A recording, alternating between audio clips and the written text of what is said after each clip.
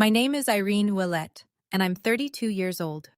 5 years ago, my sister told my parents I dropped out of medical school. She lied, and that single lie cost me my entire family. They cut me off, they blocked my number, they skipped my residency graduation. They weren't at my wedding. For 5 years, I was no one's daughter. Then last month, my sister was rushed into the emergency room, bleeding, unconscious, dying. The trauma team paged the chief surgeon. The doors opened, and when my mother saw the name on the white coat walking toward her daughter's stretcher, she grabbed my father's arm so hard it left bruises. Before we get into this, please take a moment to like and subscribe, but only if this story truly resonates with you. And drop your location and local time in the comments. I want to know where you are right now. Now let me take you back to the fall of 2019, to a kitchen table in Hartford, Connecticut, and the last time my father ever looked at me with pride. Growing up, there were two daughters in the Ouellette house, but only one who mattered. My sister Monica is 3 years older. She came out of the womb performing school plays, student council, the girl who could talk to any adult at any dinner party and make them laugh. My parents, Jerry and Diane Ouellette, Hartford, Connecticut, salt of the earth middle class, adored her for it. Dad managed a manufacturing plant. Mom did part-time bookkeeping. They valued two things above all else: appearances and obedience. Monica delivered both, flawlessly, every single day. I was the quiet one, the one with her nose in a biology textbook at Thanksgiving, while Monica held court at the table. I wasn't rebellious. I wasn't difficult. I was simply invisible. There's a difference between being forgotten and never being seen in the first place. Here's a small example. 8th grade, I made it to the state science fair, the only kid from our school. Same weekend, Monica had a community theater performance. One guess where my parents went. When I came home with a second-place ribbon, Dad glanced at it and said, "That's nice, Reenie." He didn't ask what my project was about. He never did. I told myself it didn't hurt. I told myself I didn't need the attention. I poured everything into my grades, my AP classes, my applications. I figured if I couldn't be the daughter they noticed, I'd be the daughter they couldn't ignore. And for one brief, shining moment, I was. The day I got accepted into Oregon Health and Science University's medical program, 3,000 miles from Hartford, something shifted. For the first time in my life, my father looked at me, really looked at me, and said 5 words I'd waited 18 years to hear. But I'll get to that. First, you need to understand what Monica did when she realized the spotlight was moving. The acceptance letter came on a Tuesday in April. I remember because Monica was visiting for the weekend. She was 22, working as a marketing coordinator at a mid-level firm in Stamford. Fine job, fine life. Fine was Monica's ceiling, though she'd never admit it. Dad read the letter at the kitchen table. His eyebrows went up. "Oregon Health and Science," he said, slow, like he was tasting the words. "That's a real medical school." Then he looked at me. "Maybe you'll make something of yourself after all, Reenie." It wasn't a compliment, not really. But it was the closest thing to one I'd ever gotten from him, and I held on to it like oxygen. Mom called Aunt Ruth that night. She called her sister. She called 2 neighbors. "Irene got into medical school. Can you believe it?" Her voice had a pitch I'd never heard before. Pride, genuine, undiluted pride, directed at me. At dinner, I glanced across the table at Monica. She was smiling, but it was the kind of smile that stops at the mouth. Her eyes were doing something else entirely. Calculating, measuring, recalibrating. I know that now. At the time, I just thought she was tired from the drive. That week, Monica started calling me more. 2, 3 times a week. "How's packing going? Who's your roommate? What's Portland like?" She asked about my schedule, my classmates, my professors. She remembered every name I mentioned. I thought my sister was finally seeing me. I thought maybe my getting into med school had unlocked something between us. Respect, connection, whatever it is that normal sisters have. I was feeding her ammunition. Every detail, every name, every vulnerability. And I handed it all over with a grateful smile. Third year of medical school. That's when everything cracked open. My roommate, my best friend, was a woman named Sarah Mitchell. She'd grown up in foster care, no family to speak of, and she was the single reason I survived first year.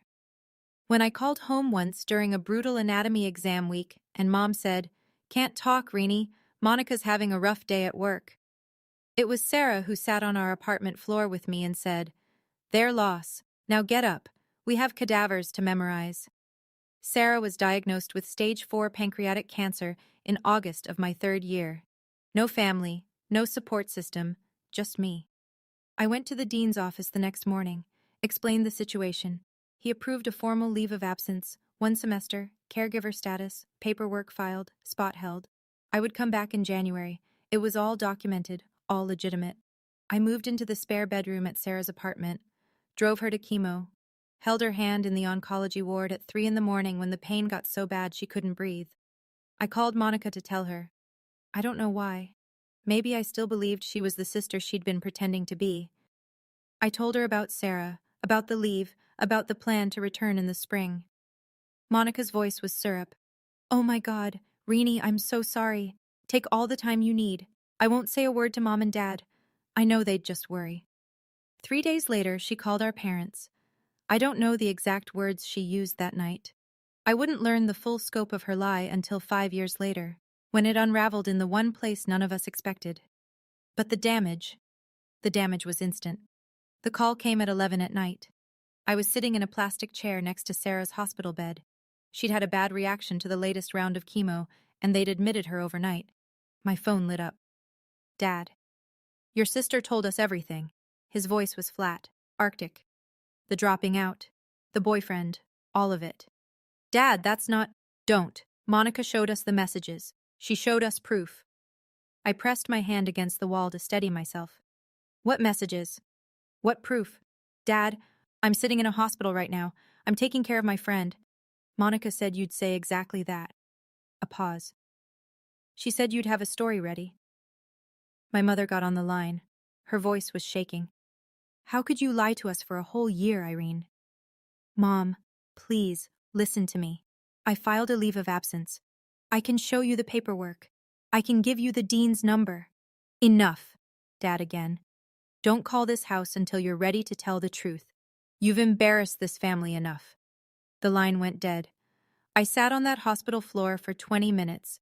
Sarah's IV beeped on the other side of the curtain. My phone screen still showed the call duration, 4 minutes and 12 seconds. That's how long it took my parents to erase me. 20 minutes later, a text from Monica. "I'm sorry, Reenie. I had to tell them. I couldn't keep your secret anymore." She wasn't sorry. She'd just executed the most precise strike of her life, and she'd done it with a broken heart emoji as a signature. I was 3,000 miles from Hartford. I had $46 in my checking account, and I had just become no one's daughter. I tried. I need you to know that. I tried everything I could from 3,000 miles away with no money and a dying friend in the next room. Over the next 5 days, I called my parents 14 times. The first 3 went to voicemail. By the 4th, Dad's number was blocked. Mom blocked me 2 days later. I sent 2 emails, one short, one long. The long one had my leave of absence paperwork attached as a PDF. I included the dean's direct phone number.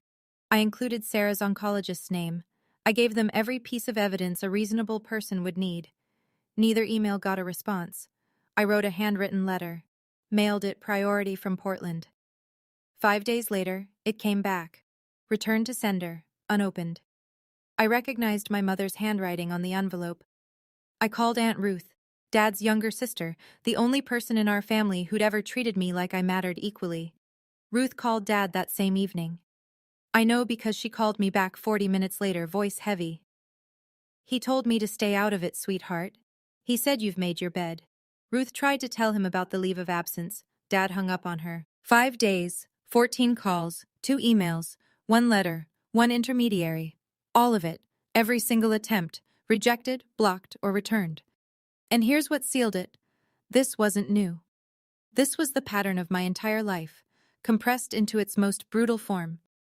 Every science fair they skipped, every recital they forgot, Every time Monica's version of events was accepted without question while mine was dismissed. This was just the final, loudest iteration. On the sixth day, I stopped calling. Not because I gave up, because I realized they had chosen a long time ago. Monica just gave them permission to stop pretending. Sarah died on a Sunday morning in December. Quiet. Just the beep of the monitor going flat and the pale winter light through the hospice window. I was the only one in the room. No one from my family called. No one knew.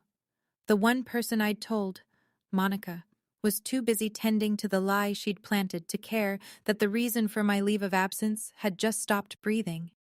I organized a small funeral. 6 people came. Sarah's former foster sister drove up from Eugene, a couple of classmates, a nurse from the oncology ward who'd grown fond of her. I stood at the front of a chapel that could hold 60 and read a eulogy to rows of empty pews. I didn't cry, not because I wasn't broken, because I'd been crying for 3 months straight and there was nothing left. That night, I sat alone in Sarah's apartment, our apartment. Her coffee mug was still on the counter, her jacket still hung by the door. I opened my laptop and stared at the application to re-enroll for the spring semester. Then I found it. Tucked inside Sarah's copy of Grey's Anatomy, our running joke, she'd bookmarked the chapter on the pancreas with a yellow sticky note that said, "Rude," was a card. Her handwriting, shaky but deliberate. "Finish what you started, Irene. Become the doctor I know you are. And don't you dare let anyone, especially your own blood, tell you who you are." She'd written it weeks before she died. She knew she wouldn't be there when I needed the push. I closed the laptop, opened it again, filled out the re-enrollment form. 2 options, crumble or climb. I chose to climb, not for my parents, not for revenge, for Sarah, and for the version of myself she believed in. I went back in January. No family support, no safety net. I picked up extra student loans, took a part-time research assistant position, and ate hospital cafeteria leftovers more times than I'll ever admit. Medical school doesn't care about your personal life. Anatomy exams don't pause because your family disowned you. 12-hour clinical rotations don't get shorter because you cried in the supply closet at 2 in the morning. So I stopped crying and started working. I worked like my life depended on it, because in a way, it did. I graduated on time. No one from Hartford came. I matched into a surgical residency at Mercy Crest Medical Center back on the East Coast, a level 1 trauma center, one of the busiest in Connecticut. That's where I met Dr. Margaret Thornton. Maggie, 58 years old, chief of surgery emeritus, built like a steel cable wrapped in a lab coat. She became the mentor I desperately needed, and the mother figure I'd lost. 3rd year of residency, I met Nathan Caldwell. He was a civil rights attorney doing pro bono work at a community clinic near the hospital. Calm eyes, dry humor. The first person I told the full story to who didn't flinch, didn't pity me, didn't try to fix it. He just listened. Then he said, "You deserve better." 4 words. That was enough. We got married on a Saturday afternoon in Maggie's backyard. 30 guests. Nathan's father walked me down the aisle. I'd sent an invitation to Hartford. It came back the way my letter had, unopened. Aunt Ruth was there, though. She cried enough for 2 parents. After the ceremony, Maggie handed me a sealed envelope. "A nomination," she said. "Don't open it yet, you're not ready." I tucked it in my desk drawer without asking questions. 5 years passed. I became someone they wouldn't recognize. Now, I need to pause here for a second. If you've ever been in a situation where your family refused to hear your side, where the truth didn't matter because someone else's lie was louder, drop a fire in the comments. And if you think my parents are going to regret this, type karma. Let's keep going. Because what happened next, even I didn't see it coming. January, present day. I'm 32 years old. I'm the chief of trauma surgery at Mercy Crest Medical Center. I have a house in the suburbs with a porch that gets good morning light, a husband who makes me laugh every day, and a golden retriever named Hippocrates, Hippo for short, who has never once judged me for eating cereal at midnight. It's a good life, a real one, built brick by brick with my own hands. But there's a specific kind of ache that never fully fades. It lives in the hollow space between your ribs, right where a family is supposed to be. I don't wake up crying anymore. I don't check my phone hoping for a Hartford area code. But every Thanksgiving there's a moment, just a flash, where I set the table and count the plates and feel the absence like a phantom limb. Aunt Ruth still calls every Sunday. She's my thread back to that world. I never ask about them, but I always listen when she volunteers information. Mom and Dad are healthy. Monica got divorced 2 years ago. She's selling medical devices now. The irony is not lost on me. Last week, Ruth called with something different in her voice. Cautious. Irene, there's something I need to tell you about Monica. Something concerning. Before she could finish, my hospital pager went off. Trauma activation. I told Ruth I'd call her back. I never got the chance, because what Ruth was trying to tell me was already on its way, hurtling down I-91 at 60 miles an hour in a sedan that was about to run a red light, and within the hour, the thing Ruth was warning me about would be lying on my operating table, bleeding out, with my parents in the waiting room and my name on the chart. I just didn't know it yet. Let me back up. Because what Monica did wasn't a single lie, it was a campaign. Ruth had been feeding me pieces over the years, reluctantly, carefully, like she was diffusing a bomb one wire at a time, and the picture she painted was worse than I'd imagined. For 5 years, Monica maintained the narrative. At every Thanksgiving, every Christmas, every family gathering, she performed the role of the grieving older sister. "We don't really talk about Irene," she'd tell cousins. "It's too painful for Mom and Dad." She'd shake her head, lower her voice, let the silence do the work. But she didn't stop at silence. She added details. She told our grandmother that I was homeless. She told Uncle Pete's wife that she'd heard from mutual friends I was in and out of rehab. She told our mother, on Christmas Eve 2 years ago, that she had tried to reach out to me and I had refused, that I was the one who cut them off. She flipped the entire story. She said at Thanksgiving, Ruth told me once, voice tight with fury, "I've begged Irene to come home. She won't even answer my calls. I think she hates us." Meanwhile, I was 3 floors deep in an operating room saving a teenager's life. The genius of it, and I use that word with disgust, was that Monica didn't need my parents to forget me. She needed them to believe I had abandoned them. That way, their grief became proof. Their silence became justified. And she remained exactly what she'd always been, the loyal daughter, the only one who stayed. She wasn't protecting them. She was protecting her position. And there was one more thing Ruth told me, something I didn't learn until much later, that made the whole picture even darker. But I'll get to that. Nathan told me this over coffee one morning, 6 months ago. He'd been sitting on it for 2 years. "There's something I didn't tell you," he said, setting his mug down carefully, the way he does when he's about to deliver bad news in his lawyer voice. 2 years ago, I got a call from HR at your old hospital. Someone using a fake name had contacted them asking about the employment status of Irene Ouellette. They wanted to know if you'd ever been disciplined, if your credentials were legitimate. I stared at him. Who? I had a colleague trace the inquiry. The IP address came back to Hartford. The kitchen went very quiet. Ipo's tail thumped against the floor. The coffee maker hissed. "She was trying to find something," I said. "Anything," Nathan confirmed. "Anything she could use to keep the story alive, to prove you were a fraud." "She didn't find anything." "No, because there's nothing to find." I wrapped my hands around my mug. Tight. I could feel the heat bleeding through the ceramic. "She didn't just lie about me once, Nathan. She's been hunting me." He reached across the table and put his hand over mine. "That's not sibling rivalry, Irene. That's something else entirely." He was right. Monica hadn't told a lie and moved on. She had built an architecture of deception. Load-bearing walls, reinforced beams, and she'd spent 5 years making sure none of them cracked. Every holiday story, every whispered rumor, every fake inquiry was another brick. I could have done something then, called a lawyer, confronted my parents, blown the whole thing open. But I didn't, because life was about to do it for me, in the most brutal, public, and ironic way imaginable.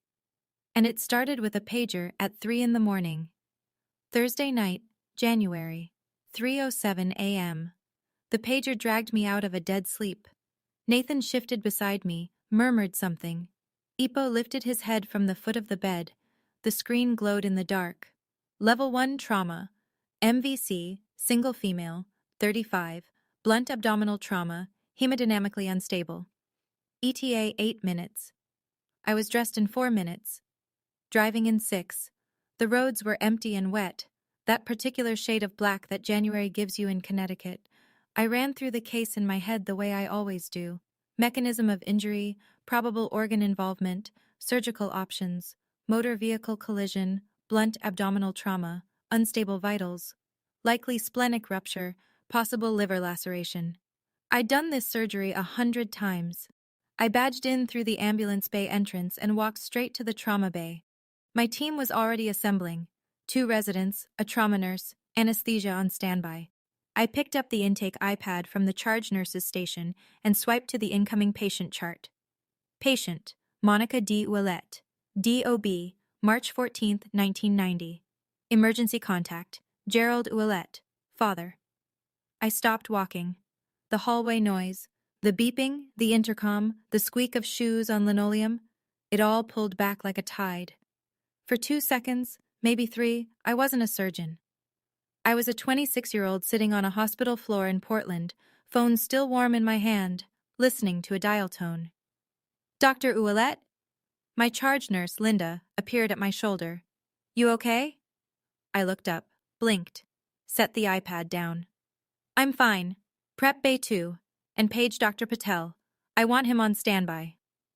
The ambulance siren wailed in the distance, getting closer, and behind that ambulance, I knew, before I could see them, were 2 people I hadn't faced in 5 years. The ambulance doors cracked open and the stretcher came fast. Monica was strapped down, unconscious, oxygen mask fogging with shallow breaths, blood on her shirt, one hand hanging limp off the side rail. The paramedics rattled off numbers, blood pressure dropping, heart rate climbing, 2 large-bore IVs running wide. Behind them, running, came my parents.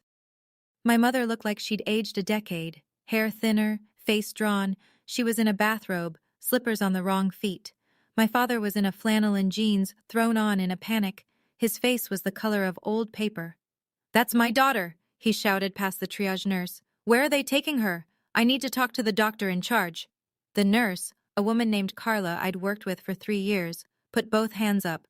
"Sir, family needs to wait in the surgical waiting area. The trauma team is already here. The chief is handling this personally." "The chief?" Dad grabbed Carla's arm. "Get me the chief, now." Carla glanced through the glass partition toward the trauma bay. She looked at me, gowned, gloved, my badge hanging from my scrub top. She read the name, read it again. Her eyes went wide for just a fraction of a second. I gave a small shake of my head. "Not now." Carla composed herself. "Sir, the chief is prepping for surgery. You'll be updated as soon as possible.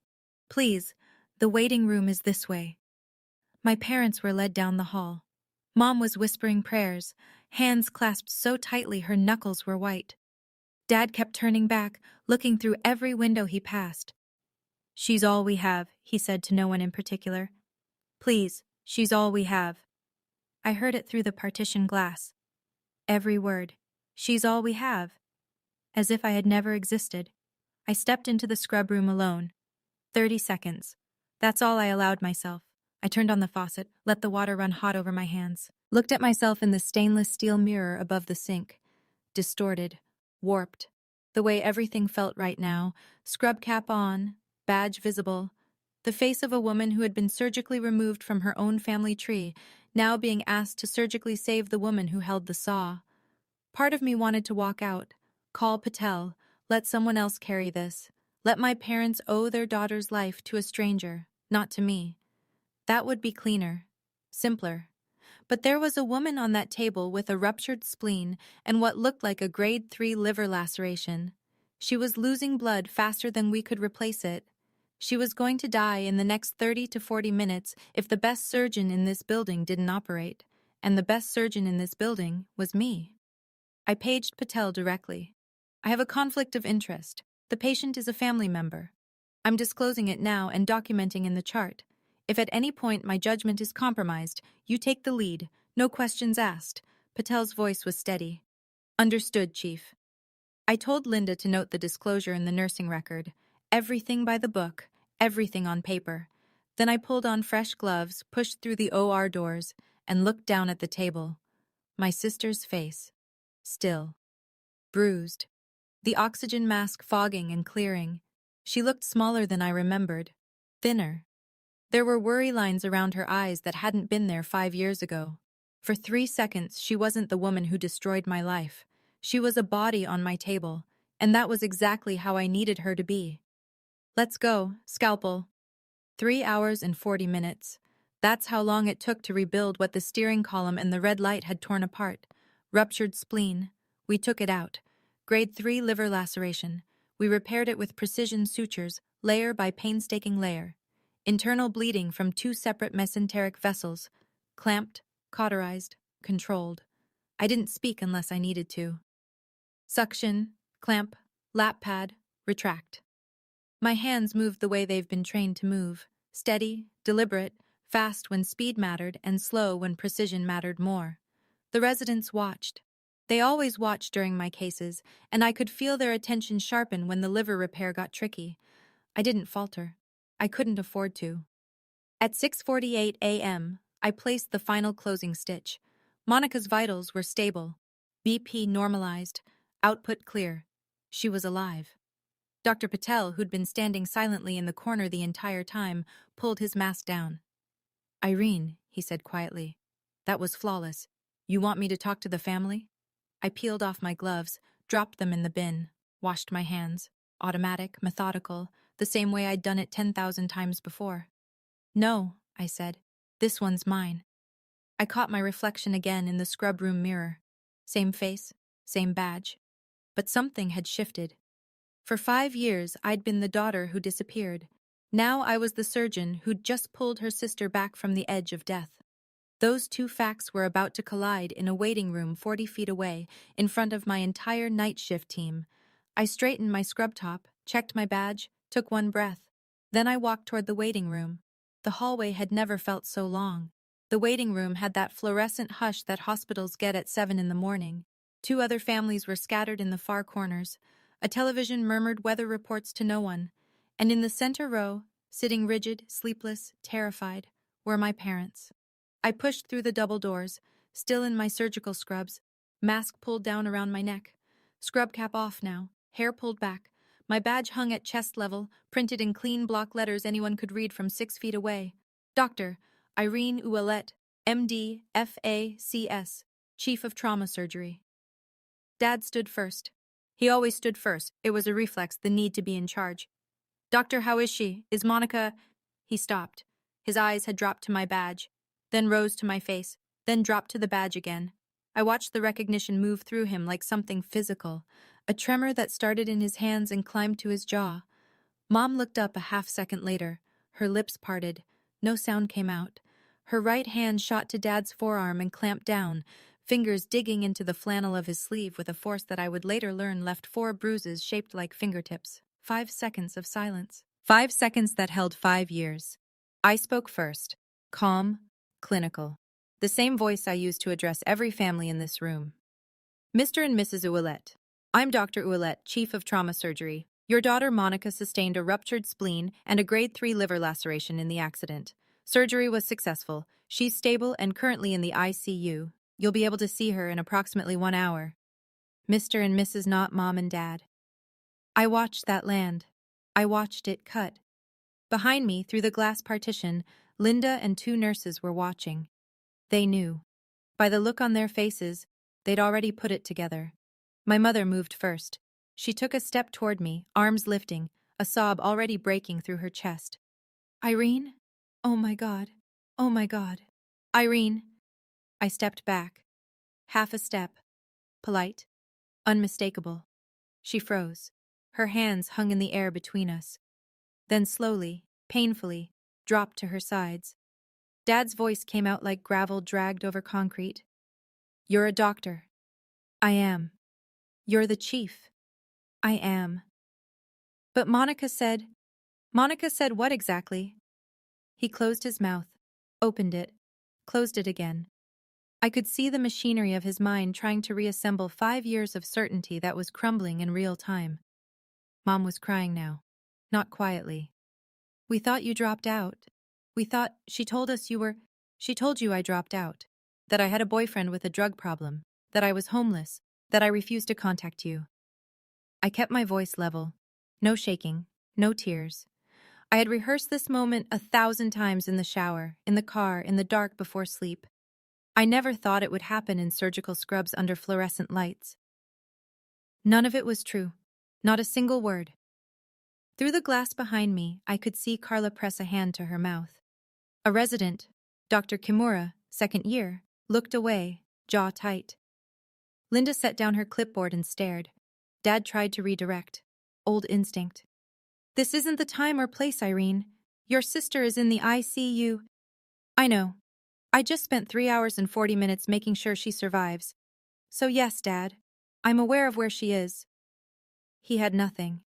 For the first time in my life, my father, a man who had never been at a loss for a decree, had absolutely nothing. The silence was doing the work I never could. 5 years of blocked calls, returned letters, ignored emails, none of it had made a dent. But standing here, alive and accomplished and wearing the proof on my chest, that was louder than anything I could have written in a letter. Mom reached for the back of a chair to steady herself. "The letters," she whispered. "You said you sent letters." 2 emails with my leave of absence paperwork attached. 1 handwritten letter, mailed priority. You sent it back unopened. I recognized your handwriting on the envelope." She pressed her fist against her mouth. Dad stared at the floor. "I called 14 times in 5 days. I asked Aunt Ruth to talk to you. You told her to stay out of it." I wasn't accusing. I was reciting. These were facts, and facts don't need volume. Then Linda appeared at the door. She didn't know the full story. Not yet, but she had hospital business. "Dr. Ouellette, I'm sorry to interrupt. The board chair saw the overnight trauma log. He asked me to pass along. The Physician of the Year Selection Committee sends their congratulations on tonight's surgical outcome." Linda said it the way she'd say anything routine. She had no idea she'd just detonated a second bomb. Mom looked at me, eyes swollen, mascara gone, bathrobe still on. "Physician of the Year? It's an internal recognition, it's nothing." I turned to Linda. "Thank you. I need to check post-op vitals. Excuse me." I walked toward the ICU corridor, measured steps, spine straight. I didn't look back, but I heard my mother's voice behind me, small and ruined. "Jerry, what have we done?" And I heard something I'd never heard before. My father, saying nothing. Because silence, for the first time, was the only honest thing he had left. 4 hours later, ICU, room 6, monitor beeping in rhythm, morning light angling through the blinds. I walked in for the standard post-op assessment. Vitals, drainage output, wound check, routine. Except nothing about this was routine. Monica's eyes were open, glassy, unfocused from the anesthesia, but open. She blinked at the ceiling, blinked at the IV pole. Then her gaze tracked sideways to me. She squinted. Read my badge. Read it again. The color drained from her face in a way I've seen before, but only in patients who've just been told their prognosis is bad. "Irene." Her voice was sandpaper. "Good morning, Monica. I'm your attending surgeon. You sustained a ruptured spleen and a grade 3 liver laceration from the accident. Surgery went well. You're going to make a full recovery. You're a doctor. Not a question. A reckoning. I'm the chief of this department, have been for 2 years." I watched it happen. The same spectrum Dad had gone through, but slower, because Monica was processing it through a morphine drip and what I suspect was dawning terror. Confusion first, then disbelief, then fear. And then, there it was, the expression I'd seen my whole life, the quick flicker behind the eyes, calculation. Even now, lying in a hospital bed with my sutures holding her liver together, Monica was trying to figure out how to spin this. "Irene, listen, I can explain. You don't need to explain anything to me." I nodded toward the glass door, where 2 figures stood in the hallway, watching, faces wrecked, eyes red. "You need to explain it to them." I updated her chart, checked the drain, left without another word. I didn't stay to hear what happened next, but the entire ICU floor heard it. Monica's room wasn't soundproof, and neither was the truth. Okay, I have to stop here for a second. What do you think Monica told my parents when they walked into that ICU room? Option A. She finally tells the truth. Option B. She doubles down on the lie. Option C. She plays the victim. Again. Drop your answer in the comments. And if you haven't subscribed yet, now is the time. Because the next part of this story is where everything comes crashing down. I learned what happened from Linda, who heard it from the ICU nurse, who heard it through the glass. If you guessed option C, congratulations. You know my sister. The moment my parents walked in, Monica started crying. Big, heaving sobs that pulled at her stitches and made the heart monitor spike. Mom, Dad, you have to believe me. I never meant for it to go this far. I was scared for her. Dad stood at the foot of the bed. His voice was barely controlled. Monica, Irene is a surgeon. She's the chief of trauma surgery at this hospital. I didn't know that. She said she sent letters, emails. She called 14 times. She asked Ruth to intervene. Mom's voice was flat, hollow. Is that true? She's exaggerating. You know how Ruth tried to tell us. Dad again, and this time his voice cracked. Not from sadness, but from the structural failure of everything he'd believed for 5 years. 2 years ago, Ruth called and said Irene was in residency. A surgeon. You told us Ruth was lying, that she was just trying to cause drama. Ruth doesn't know the whole story. What is the full story, Monica? Mom, screaming. In an ICU, the nurse at the station outside flinched. 2 rooms down, a patient's visitor looked up from their phone. And Monica, backed into a corner, IVs in both arms, my sutures in her abdomen, did what she always does. She pivoted from defense to offense. Fine, she's a doctor. Good for her. But she abandoned this family. She never called. Because we blocked her number, Monica. Dad's hand was on the bed rail, knuckles white. Because you told us to. The heart monitor beeped. The IV dripped. And Monica, for perhaps the first time in her adult life, had no script. Aunt Ruth walked into the ICU at 9:45 that morning. I'd called her from the scrub room after surgery, not to summon her as a weapon, but because Monica was her niece, too, and Ruth deserved to know. But Ruth came prepared. 5 years of silence will do that to a woman with a filing system and a long memory. She didn't sit down, didn't hug anyone. She stood in the middle of that room and said, I've been waiting 5 years to have this conversation, and I'm not waiting 1 more minute. She pulled out her phone, opened a folder she'd labeled, I found out later, Irene, proof. Inside, screenshots of every email I'd sent my parents in those first desperate days. The PDF of my leave of absence from OHSU, signed by the dean, stamped with the registrar's seal. My re-enrollment confirmation. A photo of my residency graduation, me in a cap, holding the diploma, Aunt Ruth next to me, the only family member in the frame. She held the phone out. Mom took it with trembling hands. And here, Ruth said, swiping to a text thread. This is from Monica, sent to me 4 years ago. She read it aloud. Don't tell Mom and Dad about Irene's residency.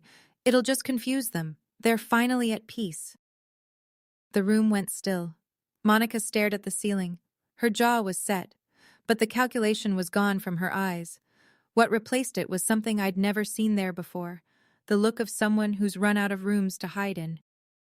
You told me to keep quiet for the family's sake, Ruth said, looking straight at Monica. But this family hasn't had peace. It's had a 5-year blackout. Ruth turned to my parents. And you two, you let this happen, not because you didn't love Irene, but because loving Monica was easier. Nobody argued. There was nothing left to argue with. Mom sank into the chair beside Monica's bed, but she wasn't looking at Monica anymore. She was scrolling through Ruth's phone, reading my emails one by one. Her lips moved as she read. She stopped on the last one, the one I'd sent the night before my residency graduation. I know what it says. I've reread it 100 times in my own sent folder. Mom, I don't know if you'll read this. I graduated from residency today. I wish you were here. I'm still your daughter. I never stopped being your daughter. Mom doubled over in the chair. Not crying. It was beyond that. It was the sound of someone meeting the full weight of a mistake they can never undo.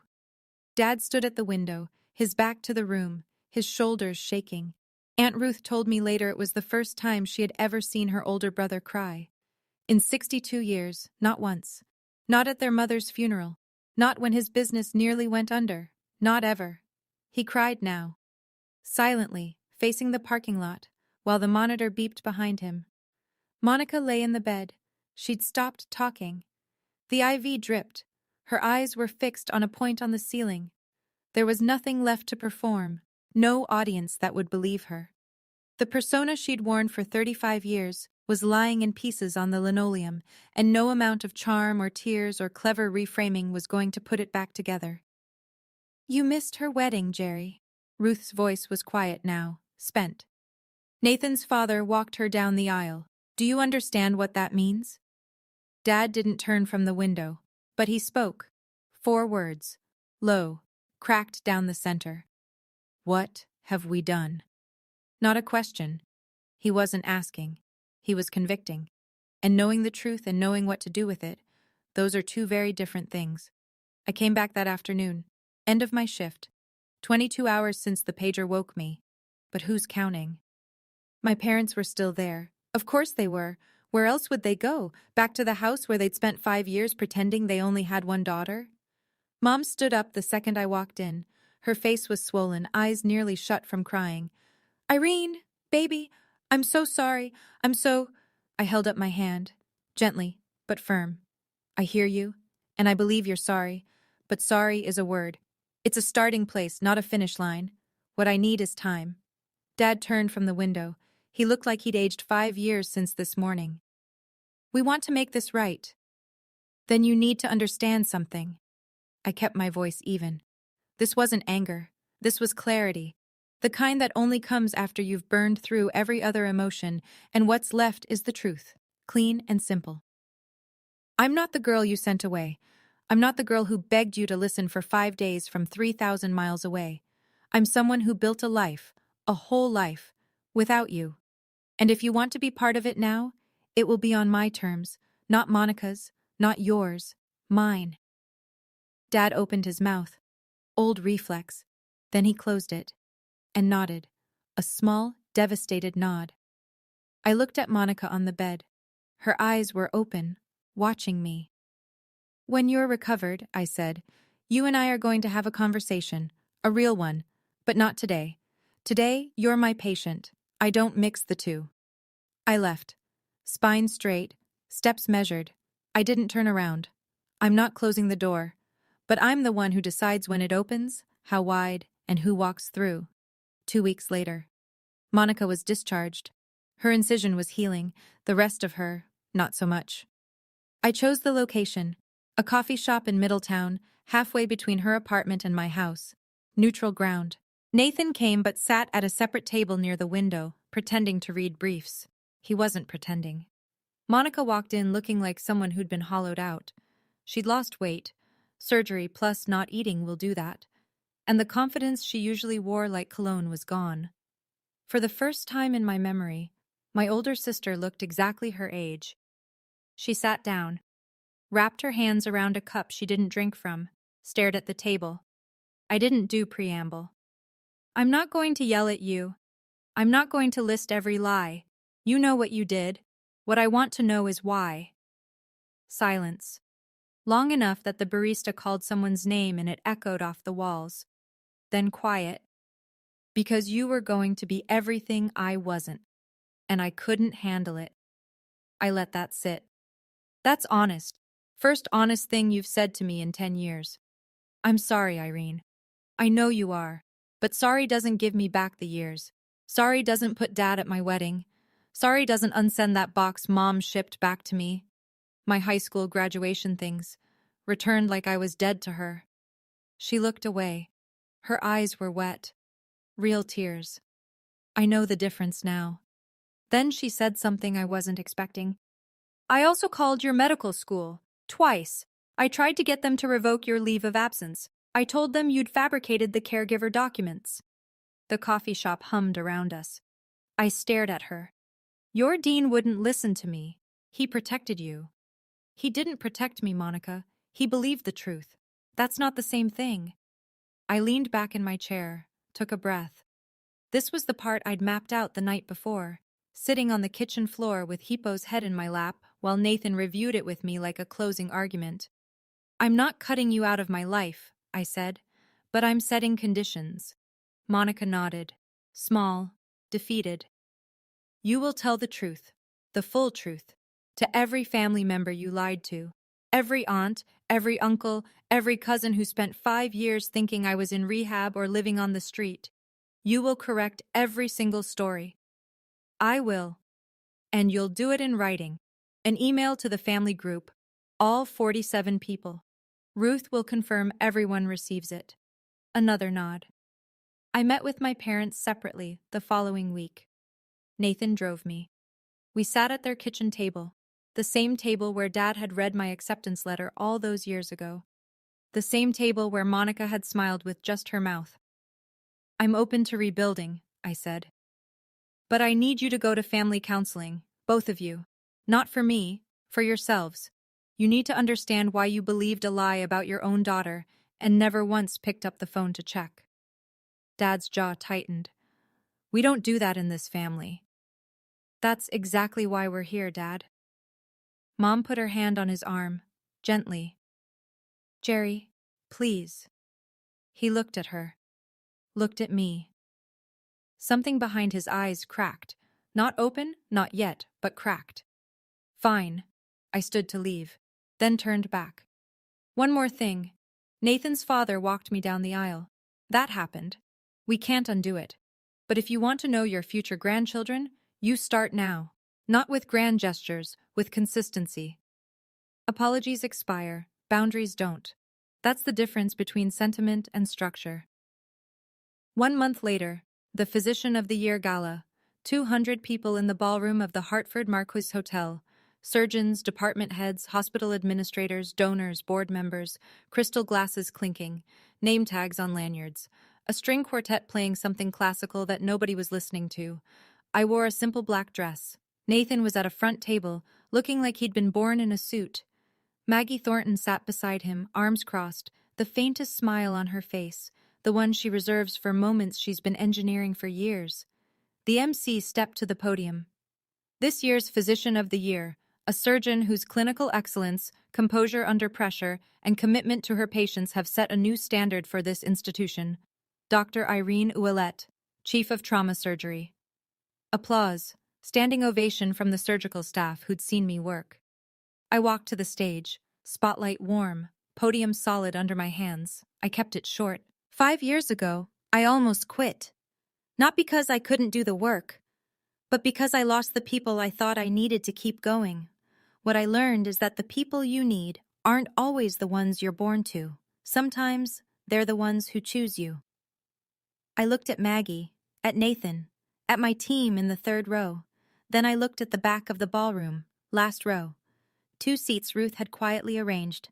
My parents, Mom in a navy dress she'd probably bought that week, Dad in a tie he clearly hated, both sitting with their hands in their laps, looking up at the stage with expressions I can only describe as grief and pride waging war on the same face. And sometimes, I said, the ones you're born to find their way back, late, but here. Mom covered her mouth. Dad stood. Applause filled the rest. After the gala, Dad found Nathan near the coat check. He stood in front of my husband for a long moment. I owe you an apology. I should have been the one. Nathan, gracious to his core, extended his hand. With all due respect, sir, you should have been a lot of things, but we're here now. They shook hands. Dad's eyes were red. He didn't let go right away. Monica sent the email on a Wednesday night. Ruth confirmed delivery to all 47 addresses. I didn't read it until the next morning. Nathan brought me coffee and set the laptop on the kitchen table without a word. He knows when to give me space. It was 3 paragraphs. No excuses, no flowery language, just the facts laid bare. She had lied about my leaving medical school. She had fabricated evidence. She had maintained the deception for 5 years. She had deliberately prevented our parents from learning the truth. She ended with, "Irene never abandoned this family. I made sure they believed she did. That is entirely on me." The responses came in waves. Uncle Pete's wife called Ruth in tears. She'd repeated Monica's rehab story at a book club 2 years ago. Cousin David in Vermont sent Monica a one-line reply, "I don't know who you are anymore." Our grandmother, Nana June, 89, the matriarch who'd stopped asking about me at Thanksgiving because Monica told her it was too painful, called me directly.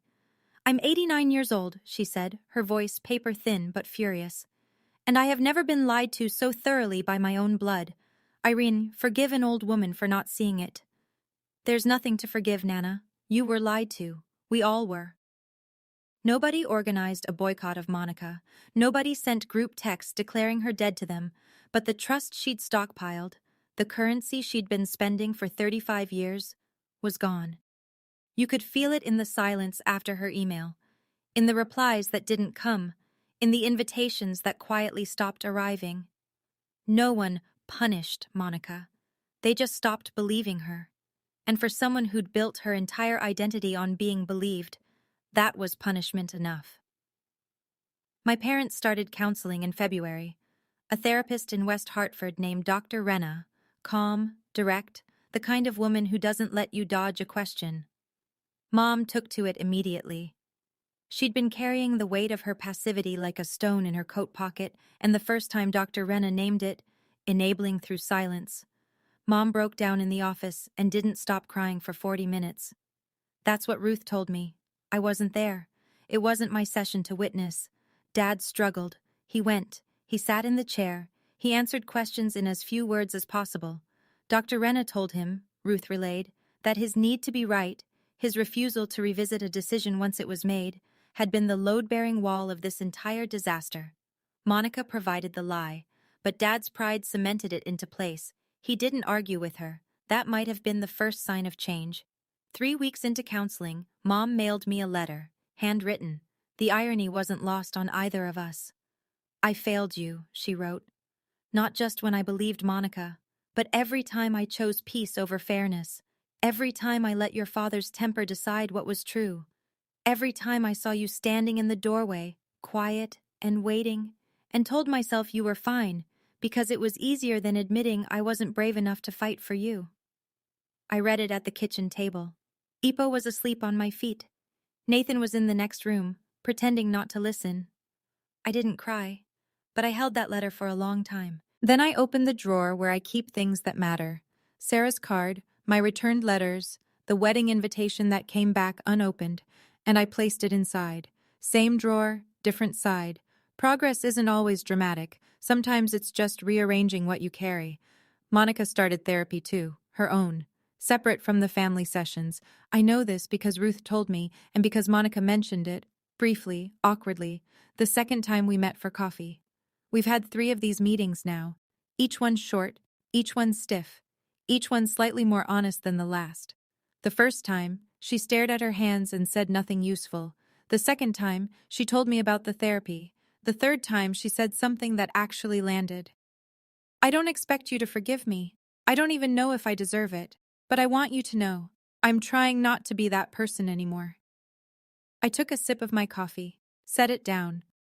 "Then show me. Words are cheap in this family. They always have been. Show me with time." She nodded. Didn't push, didn't perform. That was new. Do I believe her?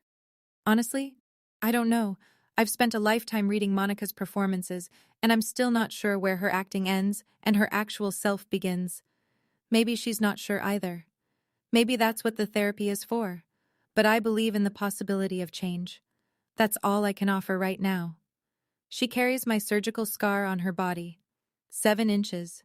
Left upper abdomen, fading from red to white over the coming year. Every time she gets dressed, every time she catches her reflection, she'll see the mark left by the sister she tried to erase. The sister who, when it mattered most, held a scalpel with steady hands and chose the oath over the anger. I carry her damage in my memory. 5 years of silence, lodged somewhere between my ribs. We're even. In the strangest, most painful way 2 sisters can be even. And maybe, with enough time, enough real, unglamorous, consistent time, we'll find our way to something that isn't even. Something better. Something new. I'm sitting in my office at Mercy Crest. It's late. The hallway outside is quiet. That particular stillness hospitals have after the last visitors leave and before the night shift energy kicks in. My nameplate is on the door. My diplomas are on the wall. Not because I need to see them, but because the residents do. On my desk, a framed wedding photo. Nathan, Maggie, Aunt Ruth, 30 guests, a backyard in October light. No parents in the frame, but on the bookshelf next to it, a new photo. Taken 3 weeks ago. Mom and Dad, standing on my front porch, coats on, looking slightly lost. Dad's hands are in his pockets. Mom is mid-smile, trying too hard but trying. It's awkward. It's imperfect. It's real. If you're watching this and you see yourself in my story, whether you're the one who was silenced or the one who did the silencing, I want to tell you something. The truth doesn't expire. It doesn't matter if it takes 5 days or 5 years. The truth has a patient way of showing up exactly when it's needed most. You can't rush it, but you can't outrun it either. I didn't get revenge on my sister. I didn't need revenge. I became someone who didn't need it. And that turned out to be the most devastating response of all. Not a scheme, not a plan. Just a life, lived fully, on my own terms. And if you're waiting for your family to see you, really see you, stop.